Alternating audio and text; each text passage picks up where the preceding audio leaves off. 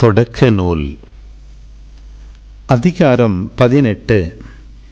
பின்பு ஆண்டவர் மம்ரே என்ற இடத்தில் தேவதாரு மரங்கள் அருகே ஆபிரகாமுக்கு தோன்றினார். பகலில் வெப்பம் மிகுந்த நேரத்தில் ஆபிரகாம் தம் கூடார வாயிலில் அமர்ந்திருக்கையில் கண்களை உயர்த்தி பார்த்தார். 3 மனிதர் தம் அருகில் நிற்க கண்டார். அவர்களை கண்டவுடன் அவர்களை சந்திக்க கூடார வாயிலை விட்டு ஓடினார். அவர்கள் முன் தரை மட்டும் தாழ்ந்து வணங்கி அவர்களை நோக்கி, என் தலைவரே, உம் கண்களில் எனக்கு அருள் கிடைத்ததாயின் நீரும் அடியானை விட்டு கடந்து போகாதிருப்பீராக. இதோ விரைவில் கொஞ்சம் தண்ணீர் கொண்டு வரட்டும். உங்கள் கால்களை கழுவிய பின் இம்மரத்தடியில் இளைப்பாருங்கள். கொஞ்சம் உணவு கொண்டு வருகிறேன். நீங்கள் புத்துணர்வு பெற்ற பின் பயணத்தை தொடருங்கள். ஏனெனில் உங்கள் அடியானிடமே வந்திருக்கிறீர்கள் என்றார். நீ சொன்னபடியே செய் என்று அவர்கள் பதிலளித்தார்கள்.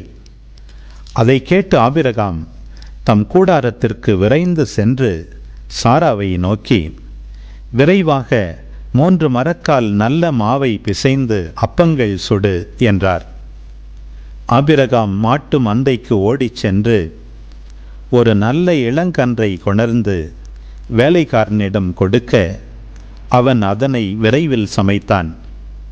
பிறகு அவர் வெண்ணெய், பால், சமைத்த இளங்கன்று ஆகியவற்றை கொண்டு வந்து அவர்கள் முன் வைத்தார்.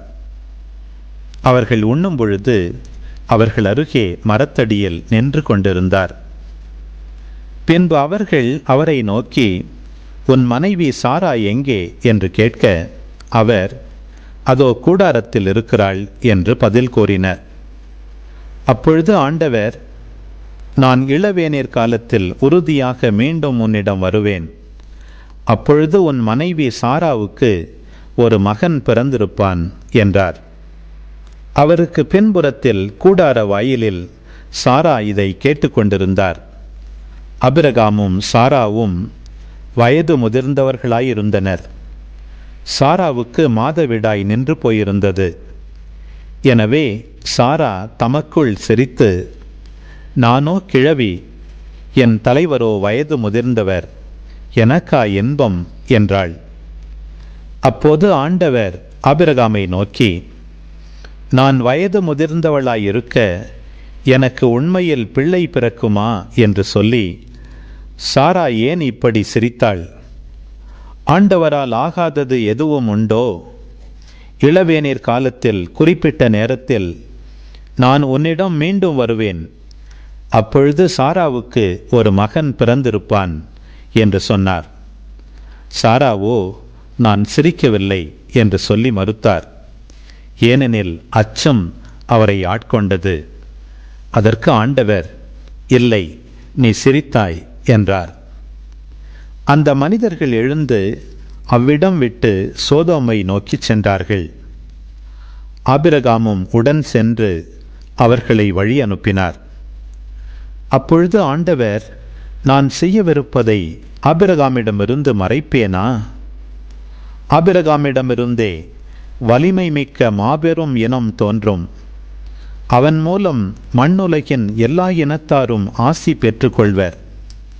ஏனெனில் நீதி நேர்மை வழி நின்று எனக்கு கீழ்ப்படியும்படி தன் புதல்வருக்கும் தனக்கு பின் தன் வழிமரபினருக்கும் கற்றுத்தருமாறு ஆண்டவராகிய நான் ஆபிரகாமுக்கு வாக்களித்ததை அவன் நிறைவேற்றுவான் என்று தமக்குள் சொல்லிக் கொண்டார். ஆதலால் ஆண்டவர் ஆபிரகாமை நோக்கி, சோதோம் கொமோராவுக்கு எதிராக பெரும் கண்டன குரல் எழும்பியுள்ளது. அவற்றின் பாவம் மிகவும் கொடியது.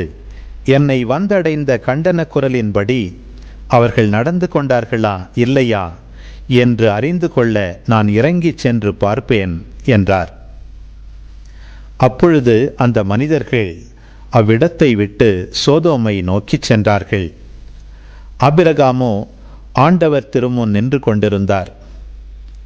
ஆபிரகாம் அவரை அணுகி கூறியதாவது, தீயவரோடு நீதிமான்களையும் சேர்த்து அழித்து விடுவீரோ? ஒருவேளை நகரில் 50 நீதிமான்களாவது இருக்கலாம். அப்படியானால் அதில் இருக்கிற 50 நீதிமான்களை முன்னிட்டாவது அவ்விடத்தை காப்பாற்றாமல் அழிப்பீரோ? தீயவனோடு நீதிமானையும் அழிப்பது உமக்கு ஏற்றதன்று. நீதிமானையும் தீயவனையும் சமமாக நடத்துவது உமக்கு உகந்ததன்று. அனைத்துலகிற்கும் நீதி வழங்குபவர் நீதியுடன் தீர்ப்பு வழங்க வேண்டாமோ என்றார். அதற்கு ஆண்டவர், நான் சோதோம் நகரில் 50 நீதிமான்கள் இருப்பதாக கண்டால் அவர்களின் பொருட்டு முழுவதையும் காப்பாற்றுவேன் என்றார். அப்பொழுது ஆபிரகாம் மறுமொழியாக, தூசியும் சாம்பலுமான நான் என் தலைவரோடு பேச துணிந்து விட்டேன். ஒருவேளை அந்த 50 நீதிமான்களில் 5 பேர் குறைவாக இருக்கலாம். 5 பேர் குறைவதை முன்னிட்டு நகர் முழுவதையும் அழிப்பீரோ என்றார். அதற்கு அவர், நான் 45 பேரை அங்கே கண்டால் அழிக்க மாட்டேன் என்றார். மீண்டும் அவர் உரையாடலை தொடர்ந்து, ஒருவேளை அங்கே 40 பேர் மட்டும் காணப்பட்டால் என்ன செய்வீர் என்று கேட்க, ஆண்டவர், 40 நீதிமான்களின் பொருட்டு அதனை அழிக்க மாட்டேன் என்றார். அப்பொழுது ஆபிரகாம், என் தலைவரே, நான் இன்னும் பேச வேண்டும், சினமடைய வேண்டாம்.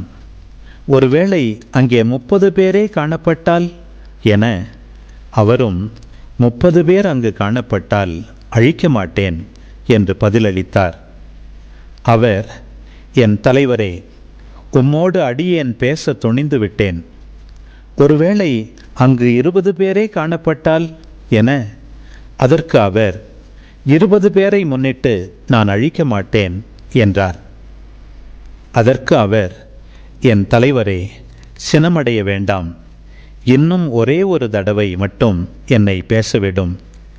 ஒருவேளை அங்கு 10 பேர் மட்டும் காணப்பட்டால் என அவர் அந்த 10 பேரை முன்னிட்டு அழிக்க மாட்டேன் என்றார். ஆபிரகாமோடு பேசி முடித்த பின் ஆண்டவர் அவரை விட்டு சென்றார். ஆபிரகாமும் தம் இடத்திற்கு திரும்பிச் சென்றார். அன்பு உறவுகளே, இது உங்களுக்கான நேரம். இக்காணொளியில் ஒலி ஒளி வடிவில் தொடக்க நூல் 18ஆம் அதிகாரத்தை முழுமையாக பார்த்தும் கேட்டும் ஜெபித்தும் இருப்பீர்கள். இன்றைய இறை வார்த்தையின் அடிப்படையிலான கேள்வி, ஆபிரகாம் கடவுளிடம் இறுதியாக எத்தனை பேர் இருந்தால் சோதம் குமோரா பகுதியை அழிக்கக்கூடாது என மன்றாடினார்? பதில்களை கமெண்ட்ஸில் பதிவு செய்யவும். இதுபோன்ற வீடியோக்களை தொடர்ந்து காண இந்த வலைதளத்தை சப்ஸ்கிரைப் செய்யவும். மேலும் லைக் கொடுத்து எங்களை ஊக்கப்படுத்தவும். இப்பதிவுகளை மற்றவரோடு பகிர்ந்து ஷேர் செய்து நாளும் திருவிவிலியத்தின் ஒரு அதிகாரத்தை வாசிக்கவும் கேட்கவும் பார்க்கவும் நீங்கள் உதவிடலாம். மீண்டும் அடுத்த காணொளியில் சந்திப்போம். இந்த நாள் இனிய நாளாய் அமையட்டும். இறைவன் உங்களை ஆசீர்வதிக்கட்டும்.